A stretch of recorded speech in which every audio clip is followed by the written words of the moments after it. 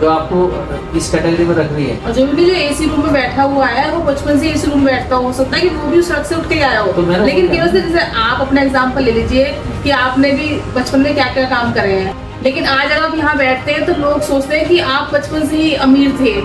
तो मैंने कहा ना, अभी घर से पैर बाहर रखते ही आप वो नहीं हो जाओगे काबिल, आपको बहुत लंबा सफर। लेकिन आपने हर काम को एक्सेप्ट किया है कि छोटा हो या बड़ा हो, मुझे कर कर के आगे पहुंचना है। क्योंकि जी नहीं चुराया ना हमने कभी कहा ही नहीं कि भाई हमारे पास काम नहीं है, या हमने कभी कि हम बेरोजगार हैं, हमने कभी नहीं कहा।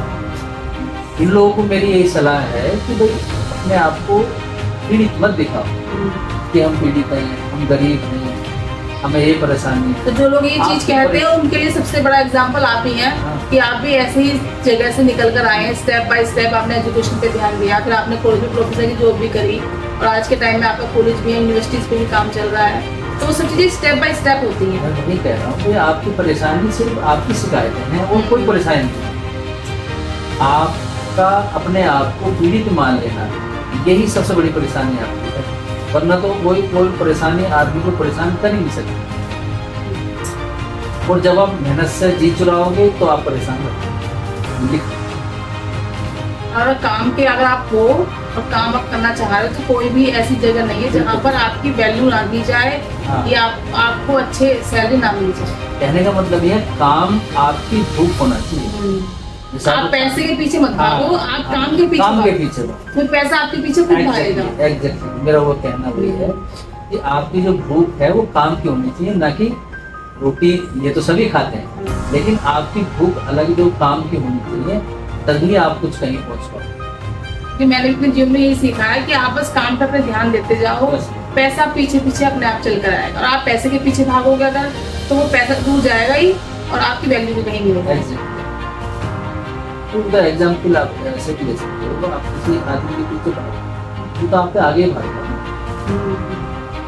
सुनिए, आप किसी पीछे भाग जाएगा, जब किसी के पीछे भागोगे तो वो आपसे आगे रहेगा हमेशा। जब तो पीछे हो आप तो आप भागना बंद कर दोगे तो रुक जाओगे आप भी, हो सकता है वो भी रुक जाए। तो ऐसी पैसा है, आप पैसे के पीछे भागोगे तो हमेशा आगे रहना फिर आपसे। आप काम के पीछे भागो फिर पैसा। और अगर आप में कोई स्किल है, फिर ये नहीं फर्क पड़ता कि आप पढ़े लिखे हैं नहीं है। अगर आप में कोई स्किल है, किसी काम करने का हुनर है, तो वो एक काम भी अब मैंने देखा दिल्ली में पोहा बेचता है, तो उसके बाद इतनी भीड़ रहती है कि मतलब उसे फुर्सत नहीं मिलती कि मेरे पोहा बेचता है। तो ऐसे कई एग्जाम्पल हम देख सकते हैं इस तरह की। पहली बात तो मैं तो ये कहता हूँ कि ना पढ़ने का कोई बहाना ही नहीं है। हाँ, पहले तो पढ़ना ही जो लोग बहाने बना लेते हैं कि नहीं ऐसा था हमारे परिवार में नहीं कर पाए, ये सब बहाने मुझे लगते हैं।